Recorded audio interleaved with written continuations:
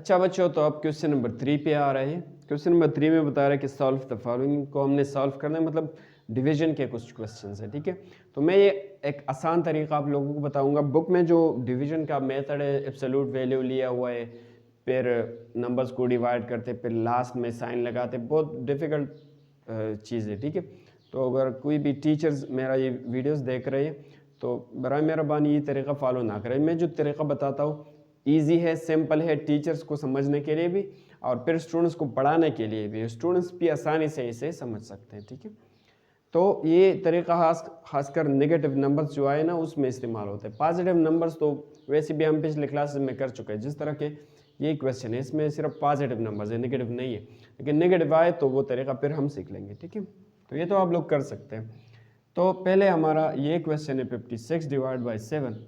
तो आप लोग इस तरह करें कि 56 को 7 पर डिवाइड करें, तो हम यहाँ पर कर लेंगे। ठीक है, 56 डिवाइड बाई 7, तो हम लिखते हैं 7 8 ज़ार 56। तो आंसर क्या आता है हमारा 8 ही आता है, तो इसका आंसर 8 आएगा। तो ये हमारा आंसर।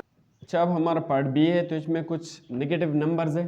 तो सबसे पहले आप इस नेगेटिव और पॉजिटिव को जोड़ें। ठीक है, सीधा आप लोग डिवीजन करें और जो आंसर आएगा वो लिख ले, बाद में नेगेटिव और पॉजिटिव को देख लेंगे। ठीक है, तो हम इस तरह सोल्यूशन लिखेंगे, क्वेश्चन दोबारा लिखेंगे और यहाँ पर इसका आंसर लिखेंगे।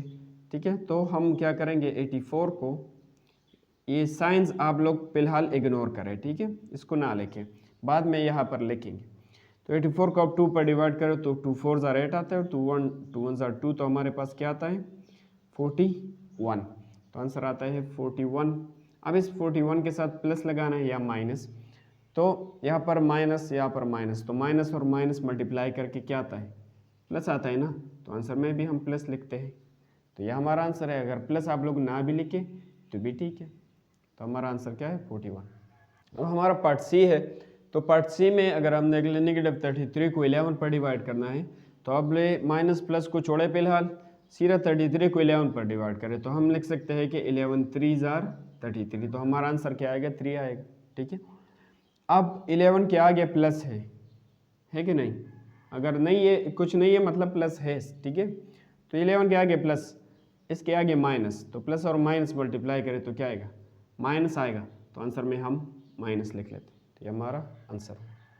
अब हमारा पार्ट डी है। तो पार्ट डी में इसको इस पर डिवाइड करना है, तो प्लस माइनस को आप लोग छोड़े, सीधा 21 को 3 पर डिवाइड करें, तो हम लिख सकते हैं 3 7 ज़ार 21। तो आंसर क्या आएगा 7 आएगा। अब प्लस और माइनस को मल्टीप्लाई करें तो क्या आएगा माइनस आएगा। तो ये हमारा आंसर होगा। अब हमारा पार्ट ई है। तो पार्ट ई में इसको इस पर डिवाइड करना है, तो नेगेटिव पॉजिटिव को छोड़े फिलहाल, 78 को 13 पर आप लोग डिवाइड करें। ठीक है, तो 13 पर जब हम डिवाइड करें तो हम लिख सकते हैं कि 13 6 ज़ार 6 3 ज़ार 18, 6 1 ज़ार 6 और 1 7, तो 13 6 ज़ार 78 आता है। तो हमारा आंसर क्या आ रहा है 6 आ रहा है। ठीक है, 6 आ गया। अब यहाँ पर भी माइनस है, यहाँ पर माइनस, तो माइनस और माइनस को मल्टीप्लाई करें क्या आता है प्लस आता है। तो आंसर में प्लस लिख लें, और अगर प्लस हम ना भी लिखे तो 6 भी ठीक है। जब हमारा पार्ट एफ है। तो पार्ट एफ में इसको इस पर डिवाइड करना है, तो प्लस का माइनस का परवाह किए बगैर इसको 9 पर डिवाइड करें तो क्या आएगा 9 1 ज़ार 9, 9 1 ज़ार 9, 11 आएगा। ठीक है, 11 9 ज़ार 99, 11 आता है। फिर यहाँ पर माइनस है, यहाँ पर कुछ नहीं मतलब प्लस है, तो प्लस और माइनस मल्टीप्लाई करके क्या आता है माइनस आता है। तो आंसर में माइनस लिखते हैं।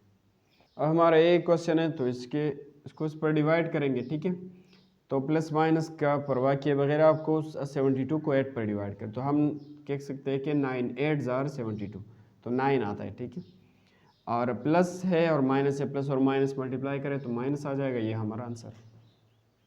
अब पार्ट एच पे आ रहे हैं। तो पार्ट एच में इसको इस पर डिवाइड करना है, तो ये माइनस को छोड़े फिलहाल, 80 को सीधा 50 पर डिवाइड करें। ठीक है, 80 डिवाइड बाई 50, सॉरी 5 पर, तो 5 1 ज़ार 5 से आगे 3 0, 5 6 ज़ार 30, तो हमें क्या मिलता है 16 मिलता है। तो इस तरह हुआ। अब ये माइनस और माइनस मल्टीप्लाई करें तो क्या आएगा प्लस आएगा। अगर प्लस ना भी लिखे तो भी ठीक है। तो 16 हमारा आंसर है।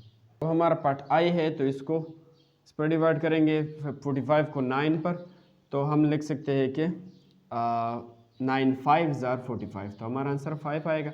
प्लस और प्लस को मल्टीप्लाई करें प्लस आता है, लेकिन प्लस लोग लिखते हैं नहीं तो ना लिखें। अब हमारा पार्ट जे है तो इसको इस पर डिवाइड करेंगे, तो माइनस का परवाह किए बगैर आप लोग 24 को 2 पर डिवाइड करें तो हम लिख सकते हैं 2 12 24, तो आंसर 12 आएगा। अब माइनस और माइनस को मल्टीप्लाई करें तो प्लस आएगा।